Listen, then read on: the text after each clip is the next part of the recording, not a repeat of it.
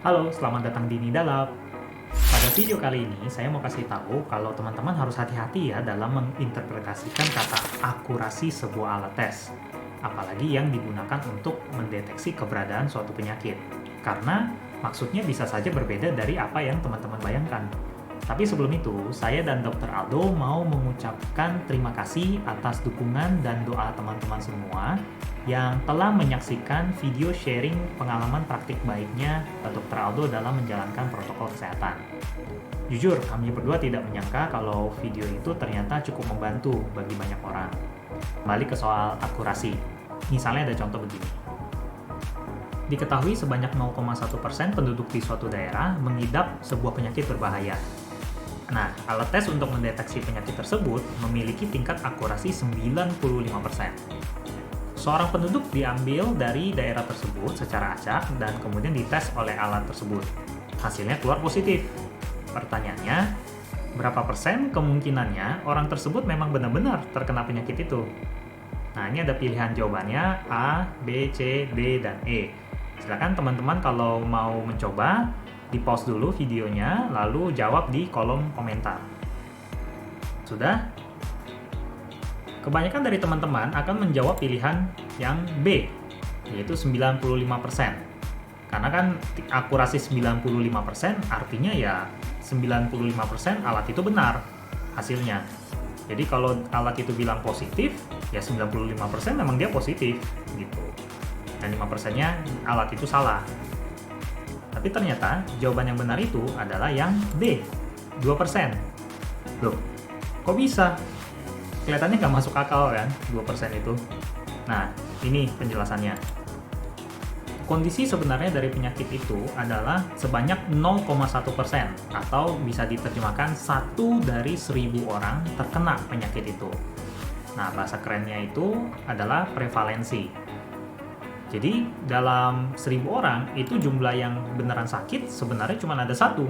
Tapi menurut hasil tes kita lihat jumlah hasil tes positifnya ada 51. Kenapa demikian? Tes itu akurasinya 95%. Artinya dari 1000 orang, 950 orang itu hasilnya benar. Tapi 50 orang hasilnya salah. Nah, 50 orang itu kan kebanyakan adalah yang sehat, sehingga 50 orang itu yang tesnya salah, mereka akan dideteksi sebagai sakit. Ditambah 1 orang lagi yang memang beneran sakit. Sehingga kalau dihitung, kemungkinan orang yang dites beneran sakit kalau hasil tesnya positif, itu hanyalah 1 dari 51 orang, yaitu 2%. Itu penjelasannya. Dari sini kita bisa lihat, kalau kemampuan prediksi dari angka akurasi, itu sebenarnya tergantung dari nilai prevalensi atau kondisi sebenarnya. Jadi kalau prevalensinya berubah, ya nilai prediksinya pun ikut berubah. Padahal akurasinya segitu-segitu aja. Sayangnya untuk penyakit yang sedang berkembang di masyarakat, seringkali angka prevalensi itu tidak diketahui atau nilainya berubah terus. Jadi kalau kita pakai angka akurasi untuk menentukan apakah seseorang terkena penyakit tersebut atau tidak, maka sebenarnya itu tidak begitu banyak membantu. Kalau begitu, apakah ada parameter lain yang lebih bisa diandalkan, yang nilainya tidak tergantung dari prevalensi? Jawabannya ada 2 malah. Kedua parameter ini diperkenalkan pertama kali oleh Jacob Yerusalmy, seorang ahli biostatistik dari Amerika pada tahun 1947. Sebelum saya memperkenalkan istilahnya kepada teman-teman, saya mau teman-teman memperhatikan diagram ini terlebih dahulu.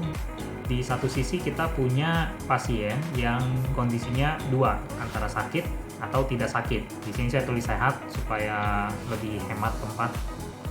Dan kemudian di sisi lain ada hasil tes yang memprediksikan negatif atau positif. Kalau negatif berarti dia tidak sakit, kalau positif berarti dia sakit. Nah, ini kan berarti kan kemungkinannya ada 4 nih. Kalau dia sakit dan hasil tesnya positif, berarti kan benar. Kalau dia tidak sakit dan hasil tesnya negatif, berarti hasil prediksinya juga benar. Ini saya kasih gambar warna biru. Tapi kan ada juga yang salah, yaitu orang yang sakit sebenarnya, tapi hasil tesnya negatif. Atau sebaliknya, ada orang yang tidak sakit, tapi hasil tesnya malah positif. Nah, ini yang saya kasih gambar diagram warna ungu. Nah, masing-masing diagram ini ada namanya. Kalau yang sakit dan hasil tesnya positif, itu dinamakan true positif. Saya singkat TP. Kalau yang tidak sakit, terus hasil tesnya negatif, itu namanya true negatif atau TN. Nah, kalau yang salah, orang sakit dibilang negatif, sebutannya false negatif. Atau sebaliknya, orang sehat tapi dibilangnya positif, berarti false positif. Dari diagram ini saya akan memperkenalkan parameter yang pertama, yaitu sensitivitas. Kita lihat dulu kondisi orang yang sakit. Jadi kalau orang yang sakit, itu kan hasilnya bisa dua. Dia dideteksi positif, berarti dia true positif, atau dia sakit tapi dideteksinya negatif. Kita sebut false negatif. Parameter sensitivitas itu mengukur proporsi jumlah orang yang true positif dibandingkan jumlah orang yang sakit. Secara matematika kita bisa tulis ini TP dibagi jumlah antara TP dengan Fn. Parameter yang satunya lagi itu disebut spesifisitas. Spesifisitas itu mengukur proporsi orang yang sehat dan dideteksi negatif atau true negatif terhadap seluruh orang yang sehat. Berarti secara matematika kita bisa tulis ini Tn dibagi jumlah antara Fp dengan Tn. Sedangkan prevalensi itu mengukur jumlah orang yang sakit terhadap total keseluruhan. Jadi yang sakit itu adalah jumlah dari TP dengan Fn yang di kolom yang sebelah kiri tuh. Dan total ya berarti semuanya, keempat-empatnya. Nah, akurasi itu di mana?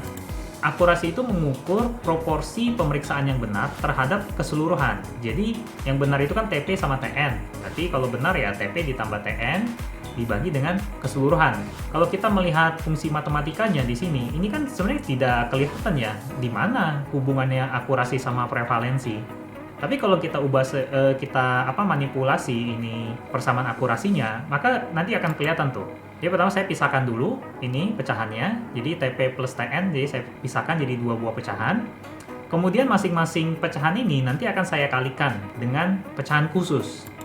Nah, pecahan khususnya ini nilainya lihat atas sama bawahnya sama. Berarti kan sebenarnya dia akan jadi satu. Cuman saya tidak tulis satu, saya tulisnya berupa pecahan. TP plus Fn dibagi TP plus Fn. Nah, ini kan sama aja satu.